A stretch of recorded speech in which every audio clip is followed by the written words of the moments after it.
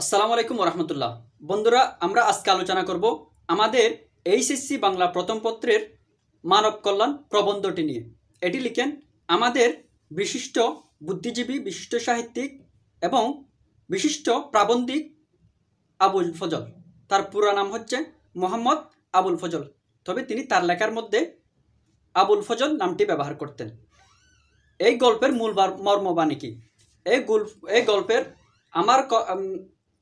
মানব কল্যাণ প্রবন্ধের মূল মর্মবাণী হচ্ছে মানুষের সকল অবমাননাকর পরিস্থিতিকে উত্তরণ করে, মানুষকে সকল অবমাননাকর পরিস্থিতিকে উত্তরণ করে তাকে একটা আত্মমর্যাদা বিশ্বাসী বা সেলফ রেসপেক্টে বিশ্বাসী একটা মানুষে পরিণত করা।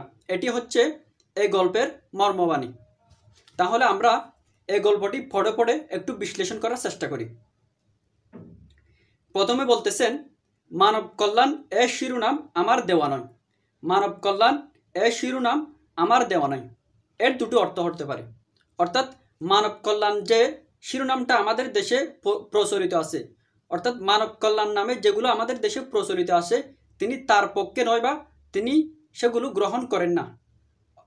এর দ্বিতীয় অর্থ হতে পারে তিনি মানব কল্যাণ শিরোনামটি, এই প্রবন্ধের মানব কল্যাণ শিরোনামটি তিনি দেন নাই, বরঞ্চ তার বন্ধু বা সহপাঠী কেউ দিয়েছেন সেটা। তাহলে তিনি বলতেছেন, মানব কল্যাণ এই শিরোনাম আমার দেওয়া নয়। আমাদের প্রচলিত ধারণা আর চলতিকতায় মানব কল্যাণ কথাটা অনেকখানি সস্তা আর মামুলি অর্থে ব্যবহৃত হয়ে থাকে। এখানে একটা শব্দ হচ্ছে মামুলি। মামুলি অর্থ হচ্ছে অতি সাধারণ। এটি একটি আরবি শব্দ। মামুলি একটি আরবি শব্দ যার অর্থ হচ্ছে অতি সাধারণ। তিনি বলতেছেন, আমাদের প্রচলিত ধারণা আর চলতিকতায় মানব কল্যাণ কথাটা অনেকখানি সস্তার মামুলি অর্থে ব্যবহৃত হয়। আমাদের এই সমাজে কিন্তু যে মানব কল্যাণ আছে, এই মানব কল্যাণটাকে কিন্তু খুবই সাধারণ অর্থে ব্যবহৃত হয়। যেমন নাকি আমরা এক মুষ্টি দান করে দেওয়া, একটা দুটো টাকা দেওয়া, 5টা টাকা দেওয়া, কিন্তু আমরা মানব কল্যাণ হিসেবে কি করি, গণ্য করি। কিন্তু তিনি বলতেছেন মানব কল্যাণটা এতটাই সহজ নয়, এতটাই সস্তা নয়, এতটা মামুলি নয়। তারপর বলতেছেন, এক মুষ্টি, তিনি ব্যাখ্যা করতেছেন এর, এক মুষ্টি ভিক্ষা দেওয়াকে আমরা মানব কল্যাণ মনে করে থাকি। মনুষ্যত্ববোধ আর মানব মর্যাদাকে এতে যে ক্ষুণ্ণ করা হয় তা সাধারণত উপলব্ধি করা হয় না। এক্স্যাক্টলি, আমরা কিন্তু একজন ফকিরকে 5টা টাকা দেওয়া বা কাউকে এক মুষ্টি চাল দেওয়া, এগুলোকে কিন্তু মানব কল্যাণ বলে মনে করে থাকি। কিন্তু তিনি বলতেছেন এখানে আসলে মানব কল্যাণ হয় না, বরঞ্চ মানুষের কি হয়, অবমাননা হয়। আমরা যখন দেখি একজন মানুষ যখন কোনো কিছু দেন, সে কিন্তু নিজেকে অনেক বড় কিছু মনে করে, এবং যে নেন বা যে গ্রহিত থাকেন, যে ভিক্ষুক থাকেন, তিনি কিন্তু খুবই নিজেকে আনরেসপেক্টফুল মনে করে, নিজেকে খুবই কাছুমাছু মনে করে। সেজন্য বলতেছেন এখানে মানব মর্যাদার, আত্মমর্যাদার ক্ষুণ্ণ হয়। এবার একটা কি দিবেন, অর্থাৎ দান খয়রাত সম্পর্কে একটা ধর্মীয় উদ্ধৃতি দিবেন। তিনি বলতেছেন, ইসলামের নবী বলেছেন। এখানে ইসলামের নবী বলছেন বলতে, ইসলামের নবী বলতে তো সবাই কিন্তু ইসলামের নবী, যতগুলো নবী আছেন আদম থেকে শুরু করে আমাদের মোহাম্মদ সাল্লাহ ইসলাম পর্যন্ত সবগুলো কিন্তু ইসলামের নবী। তবে এখানে ইসলামের নবী বলতে মোহাম্মদ সাল্লাহ ইসলামকে কি করা হয়েছে, নির্দেশ করা হয়েছে। তাহলে তিনি কি বলেছেন, উপরের হাত সব সময় নিচের হাত থেকে শ্রেষ্ঠ। উপরের হাত সব সময় নিচের হাত থেকে শ্রেষ্ঠ। এর তিনি ব্যাখ্যা করবেন। তিনি বলতেছেন, নিচের হাত মানে যে মানুষ হাত পেতে গ্রহণ করে, উপরের হাত মানে দাতা, যে হাত তুলে উপর থেকে অনুগ্রহ বর্ষণ করে। তাহলে মহানবী সাল্লাল্লাহু আলাইহি ওয়াসাল্লাম বলেছেন, উপরের হাত থেকে সবসময় নিচে, উপরের হাত সবসময় নিচের হাত থেকে শ্রেষ্ঠ। অর্থাৎ তিনি যে মানুষকে সাহায্য করার অনুপ্রেরণা দিতে গিয়ে কিন্তু তিনি এটি বলেছেন। অর্থাৎ উপরের হাত যিনি ভিক্ষা দেন বা যিনি সাহায্য করেন, তিনি কিন্তু যে নেন তার থেকে শ্রেষ্ঠ। এটা কিন্তু দান করাতের জন্য একটি অনুপ্রেরণামূলক বক্তব্য বা অনুপ্রেরণামূলক হাদিস। তারপর বলতেছেন, দান বা ভিক্ষা গ্রহণকারীর দীনতা আর তার সর্বভাবে কিভাবে প্রতিফলিত হয় তার বিভৎস দৃশ্য কার না নজরে পড়েছে। তাহলে দান বা ভিক্ষা গ্রহণকারীর দীনতা, দীনতা অর্থ হচ্ছে হীনতা, দীনতা অর্থ হচ্ছে হীনতা বা নিজের মধ্যে একটা সংকীর্ণতা বা দুরবস্থা যে একটা ফিল হয়। আমরা কোনো কিছু অন্যজন থেকে অনুগ্রহ নেওয়ার সময় যে হীনম্মন্যতা বা হীনতাটা ফিল হয়, সেটাকে দীনতা বলতেছে। তার সর্বভাবে কিভাবে উপলব্ধি, আমরা কিন্তু সর্ব অবয়ব বলতে কিন্তু আমাদের পূর্ণ শরীরে আমরা যখন কোনো কিছু নিতে যাই বা কারো কাছ থেকে কোনো কিছু গ্রহণ করি বা আমরা যখন কাউকে কোনো কিছু দিই তার শরীরের মধ্যে সেগুলো কিন্তু কি হয়, প্রতিফলিত হয়। তিনি কিন্তু নিজের শরীরকে একদম কাচুমাচু করে ফেলেন, একদম নিজেকে আনরেসপেক্টফুল মনে করেন, সেটি কিন্তু বলতেছেন। তিনি বলতেছেন দান বা ভিক্ষা গ্রহণকারীর দীনতা তার সর্ব অবয়ব কিভাবে প্রতিফলিত হয় তার বিভৎস দৃশ্য কান্নার নজরে পড়ছে। এখানে কিন্তু দান বা খয়রাতের বিরুদ্ধে কথা বলা কিন্তু তার লেখকের উদ্দেশ্য নয়। লেখকের মূল উদ্দেশ্য হচ্ছে যেন দান খয়রাতকে দান খয়রাত মনে করা হয় এবং মানব কল্যাণ মনে করা না হয়। তিনি তার মতে মানব কল্যাণ এবং দান খয়রাতের মধ্যে অনেক পার্থক্য আছে। দান খয়রাত এবং মানব কল্যাণের মধ্যে কিন্তু অনেক পার্থক্য আছে। তিনি বলতেছেন মানব কল্যাণ সেটা হচ্ছে একটা খুব উচ্চমানের শব্দ, মানব কল্যাণ সেটা কিন্তু খুবই উচ্চমানের শব্দ, এটার বিশেষ একটা মহত্ব আছে। সেটাকে যেন তারা দান খয়রাত দিয়ে কি করে না করে, সস্তা মনে না করে, সেটা কিন্তু তার এই লেখার উদ্দেশ্য। তিনি বলতেছেন মনুষ্যত্ব আর মানব মর্যাদার দিক থেকে অনুগ্রহকারী আর অনুগৃহীতের মধ্যে আকাশ পাতাল তফাৎ। একথা ব্যক্তির বেলায় যেমন সত্য তেমনি দেশ আর রাষ্ট্রের বেলায়ও অধিকতর সত্য, কারণ রাষ্ট্র জাতির যৌথ জীবন আর যৌথ চেতনারই প্রতীক।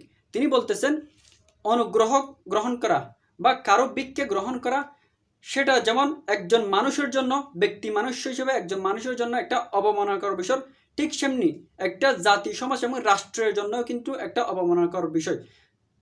ধরো আমরা যারা গরিব দেশ আছি বা নিম্ন আয়ের দেশ আছি তারা কিন্তু অন্য দেশ থেকে সাহায্য গ্রহণ করি বা অন্য দেশের যে অর্গানাইজেশনগুলো আছে, যে দাতা অর্গানাইজেশনগুলো আছে ওখান থেকে কিন্তু আমরা সাহায্য করি। এর ফলে কিন্তু আমরা আমাদের কথাগুলো উঁচিয়ে বলতে পারি না, আমরা তাদের দেশে গিয়ে রেসপেক্টফুল হতে পারি না। সেজন্য বলতেছেন এটি যেমন নিজের ক্ষেত্রে সত্য, একজন ব্যক্তি মানুষ যেমন দান খয়রাত নিলে সে অপমান বোধ করে, এটি যেমন সত্য, ঠিক তেমনি একটি রাষ্ট্র একটি জাতি যখন অন্য একটি দেশ থেকে বা অন্য একটি রাষ্ট্র থেকে কি নেয়, অনুদান নেয় বা ভিক্ষা নেয়, সেটা কিন্তু এই দেশের জন্য, এই দেশের আত্মমর্যাদার জন্য খুবই খুবই মারাত্মক এবং এটি আত্মমর্যাদা কি আনে, আঘাত হানে। এটি কিন্তু তিনি বলতেছেন এটি শুধুমাত্র নিজের ক্ষেত্রে প্রযোজ্য নয়, একটি তার ব্যক্তি রাষ্ট্র সমাজ সব ক্ষেত্রে কিন্তু এই আত্মমর্যাদার সম্পর্কটা কি করে, আত্মমর্যাদার সম্পর্কটা বিরাজ করে।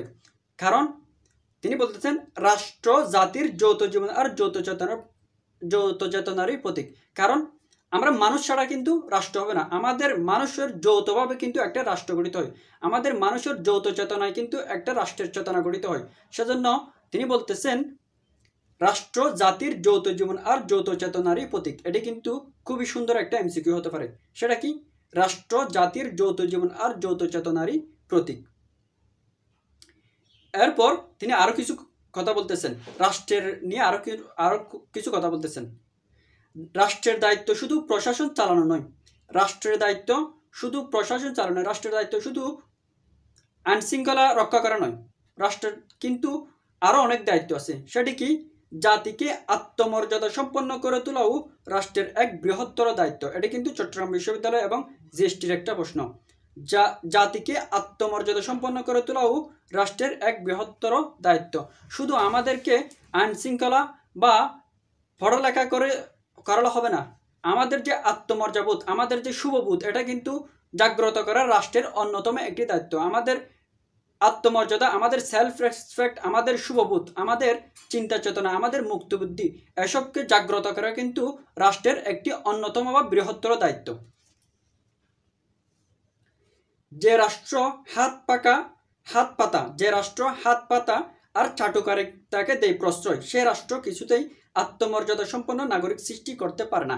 এক্স্যাক্টলি এটি কিন্তু লিখেছেন লেখক আমাদের মুক্তিযুদ্ধ পরবর্তী সময় 1972 সালে কিন্তু এটি লিখেছেন, যখন কিন্তু আমরা একটি যুদ্ধ বিধ্বস্ত দেশ হিসেবে কিন্তু আমরা খুবই বিপর্যস্ত ছিলাম, আমরা খুবই কি ছিলাম, গরিব একটা সিচুয়েশনের মধ্যে কি ছিলাম, পুয়ার একটা সিচুয়েশনের মধ্যে বিরাজ করেছিলাম। সেজন্য কিন্তু বিশ্বের বিভিন্ন অঙ্গসংস্থান, বিভিন্ন দাতা সংস্থান কিন্তু আমাদের দেশে এসে কিন্তু তারা তাদের ঘাঁটি স্থাপন করে এবং আমাদেরকে বিভিন্ন সাহায্য অনুদান দেওয়ার চেষ্টা করে। ফলে কিন্তু আমাদের মধ্যে যে একটা দীনতা কাজ করতো, আমাদের মধ্যে যে একটা হীনম্মনতা কাজ করতো, সেটি কিন্তু আমরা দেখতে পাই। তার প্রতিবাদের জন্য, তার সমস্যার জন্য কিন্তু তিনি এটি লিখেছেন। তিনি বলতেছেন, শুধুমাত্র যে হাত পাতার চাটুকারিতে প্রচলিত সেই রাষ্ট্র কিছুতে কিন্তু আত্মমর্যাদা সম্পন্ন রাষ্ট্র হতে পারে না।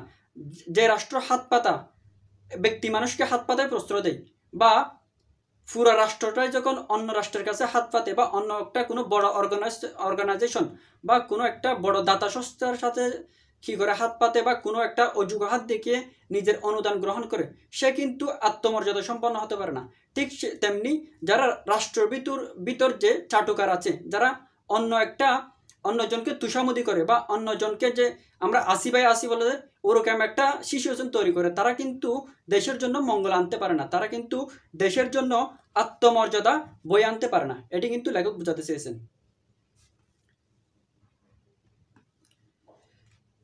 তাই মানব কল্যাণ অর্থে আমি দয়া বা করুণার বশবর্তী হয়ে দান খয়রাতকে মনে করি না। অর্থাৎ করুণার বশবর্তী হয়ে কাউকে দুরবস্থায় দেখে যে তাকে দান খয়রাত করি, এটাকে কিন্তু তিনি দান খয়রাত হিসেবে দেখেন, এটাকে তিনি মানব কল্যাণ হিসেবে দেখেন না। কারণ তার কাছে মানব কল্যাণের একটা বিশেষ অর্থ আছে। মনুষ্যত্বের অবমাননা যে ক্রিয়াকর্মের অবশ্যম্ভাবী পরিণতি, তাকে কিছুতেই মানব কল্যাণ নামে অভিহিত করা যায় না। অবশ্যম্ভাবী অর্থ হচ্ছে অনিবার্য, অবশ্যম্ভাবী অর্থ হচ্ছে অনিবার্য, যা ঘটবেই এরকম, সেটাকে কি বলা হয়? অবশ্যম্ভাবী বলা হয়।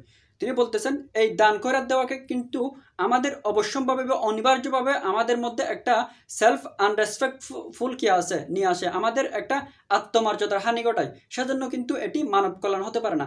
বরং মানব কল্যাণ কোনটি হতে পারে? মানব কল্যাণের উৎস মানুষের মর্যাদাবোধ বৃদ্ধি আর মানবিক চেতনা বিকাশের মধ্যে নিহিত। মানব কল্যাণের মূল অর্থ হচ্ছে, মানব কল্যাণ অর্থ হচ্ছে মানুষের মর্যাদা বৃদ্ধি হবে। যেখানে মানুষের মর্যাদা বৃদ্ধি হবে, মানুষ মুক্তভাবে চিন্তা করতে শিখবে, মানুষের চেতনার বৃদ্ধি হবে, মানুষ সৃজনশীল চিন্তা করতে শিখবে। এটাকে কিন্তু তিনি মানব কল্যাণ হিসেবে কি করেন? চিহ্নিত করেন। সেজন্য দান খয়রাতকে তিনি কি বিষয় মানেন না, মানব কল্যাণ হিসেবে তিনি অভিহিত করেন না। একদিন এক ব্যক্তি ইসলামের নবীর কাছে ভিক্ষা চাইতে এসেছিল। এখানে কিন্তু মানব কল্যাণ বা মানব কল্যাণের একটা উদাহরণ দিচ্ছেন ধর্মীয় দৃষ্টিকোণ থেকে। একদিন এক ব্যক্তি ইসলামের নবীর কাছে ভিক্ষা চাইতে এসেছিল। নবী তাকে একখানা কুড়াল কিনে দিয়ে, এটি দিয়ে তুমি বন থেকে কাঠ সংগ্রহ করে বাজারে বিক্রি করে জীবিকা অর্জন করোগে। এভাবে তিনি লোকটিকে শুধু স্বাবলম্বনের কথা দেখাননি, সেই সঙ্গে দেখিয়ে দিয়েছিলেন মর্যাদাবান হওয়ার, মর্যাদার সাথে জীবনযাপনের উপায়ও। এখানে একটা ঘটনা বলতেছেন। একদিন মহানবী সাল্লাল্লাহু আলাইহি ইসলামের কাছে একজন ভিক্ষুক আছে ভিক্ষা করতে। তিনি কিন্তু ভিক্ষুককে 2 টাকা দিয়ে বা কয়েকটা দিনার দিয়ে পাঠিয়ে দিতে পারতেন, বা কয়েকটা খেজুর দিয়ে পাঠিয়ে দিতে পারতেন। তিনি কিন্তু তা করেননি, বরঞ্চ তাকে একটা কুড়াল কিনে দিয়েছেন, এবং কুড়াল কিনে দিয়ে তিনি তাকে বলেছেন, তুমি বনে যাও এবং বন থেকে কাঠ কেটে আনে এগুলো বাজারে বিক্রি করো। এর মাধ্যমে তিনি তাকে শুধু স্বাবলম্বন করতে শেখান নাই, অর্থাৎ সে কিন্তু এই কাঠ বিক্রি করে নিজে স্বাবলম্বী হবে, এবং নিজের মধ্যে একটা আত্মসম্মানও কি হবে? জাগ্রত হবে। কারণ তাকে আর কারো কাছে হাত পাততে হচ্ছে না। সেজন্য তিনি বলতেছেন, এটাই হচ্ছে মানব কল্যাণ। যেখানে মানুষ আত্মমর্যাদা কি করবে? বোধ করবে, সেটা কিন্তু মানব কল্যাণ। এর মাধ্যমে তিনি একটা মেসেজ দিতে চাচ্ছেন যে আমরা যেন কারো যদি সাহায্য করতে চাই, তাহলে তাকে এভাবেই যেন সাহায্য করি যেটা লং লাস্টিং হয়। যেমন একজন খুবই দুরবস্থায় বসবাস করছে, বা একজন খুবই গরিব মানুষ ভিক্ষা করে খায়, আমরা তাকে কি করতে চাচ্ছি? সাহায্য করতে চাচ্ছি। তাহলে কিন্তু আমরা শুধু কয়েক মুষ্টি চাল দিয়ে ওকে তাড়ে দিব তা নয়, আমরা সংঘবদ্ধ হয়ে বা একা নিজে পারলে তাকে একটা চাকরির ব্যবস্থা করে দিব, বা তাকে একটা আয় রোজগারের ব্যবস্থা করে দিব, যাতে সে মাসে মাসে টাকা পায় এবং অন্য কারো কাছে হাত পাততে না হয়। সেটাই কিন্তু মানব কল্যাণ অন্তর্ভুক্ত। এর ফলে কি হবে? এর ফলে সে নিজের তো স্বাবলম্বন হবে, নিজের জীবিকা নিজে তো চালাতে পারবে, কিন্তু এবং সাথে সাথে সে একজন নিজেকে আত্মমর্যাদা সম্পন্ন বলে মনে করবে। কারণ সে নিজের উপার্জন করে নিজে খায়, অন্যের কাছে হাত পাততে হয় না। নিজেকে সে আত্মমর্যাদা সম্পন্ন বলে ভাববে বা আত্মমর্যাদা সম্পন্ন মনে করবে। তাই এটি হচ্ছে একটা সুন্দর মেসেজ মানব কল্যাণ নিয়ে।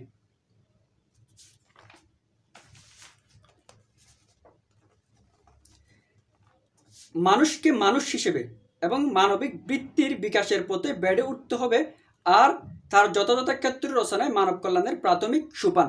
এখানে সোপান অর্থ হচ্ছে সিঁড়ি, সোপান অর্থ হচ্ছে সিঁড়ি, অর্থাৎ উপরে উঠার যে আরোহণী থাকে এটাকে সোপান বলা হচ্ছে। সেই সোপান রচনায় সমাজ আর রাষ্ট্রের দায়িত্ব, অর্থাৎ একটা ক্ষেত্র তৈরি করে দিতে হবে, একটা পরিবেশ তৈরি করে দিতে হবে যাতে সে আত্মমর্যাদা সম্পন্ন বা স্বাবলম্বী হয়ে উঠতে পারে। সমাজের ক্ষুদ্রতম অঙ্গ বা ইউনিট পরিবার, সে পরিবারকে পালন করতে হয় এ দায়িত্ব, কারণ মানুষের ভবিষ্যৎ জীবনের সূচনা সেখান থেকেই। এটি যেমন রাষ্ট্রের দায়িত্ব একজনকে আত্মমর্যাদা সম্পন্ন করা তোলা, ঠিক সেরকমই একটি পরিবারের দায়িত্ব। ধীরে ধীরে ব্যাপকতর পরিধিতে যখন মানুষের বিচরণ শুরু হয় তখন সে পরিধিতে সেসব প্রতিটির সঙ্গে তার সংযোগ ঘটে, তার শিক্ষা কিংবা জীবিকা সংক্রান্ত হোক বা, তখন সে দায়িত্ব তার উপর বর্তায়। তবে তা অনেকখানি নির্ভর করে অনুকূল পরিবেশ ও ক্ষেত্র গড়ে তোলার উপর। অর্থাৎ তিনি মানুষ এবং রাষ্ট্র পরিবারকে কিন্তু তিনি বিচ্ছিন্ন বলে মনে করেন না। তিনি মনে করেন আমি রাষ্ট্র না, আমি যদি না হই একটা পরিবার গঠন হবে না, আর একটা পরিবার না হলে একটা জাতি গঠন হবে না, একটা জাতি গঠন না হলে কিন্তু একটা সম্প্রদায় গ্রাম গঠন হবে না, আর একটা যদি গ্রাম গঠন না হয় কিন্তু রাষ্ট্র হবে না। সেজন্য তিনি বলতেছেন এই রাষ্ট্র, সমাজ, মানুষ, পরিবার এগুলো কিন্তু অবিচ্ছেদ্য অংশ। এগুলোকে যদি কি করা হয়, একটার জন্য যদি মানব কল্যাণ করা হয় তাহলে কিন্তু পুরো জগৎটাই সেনের মতো করে মানব কল্যাণে ভরপুর হবে।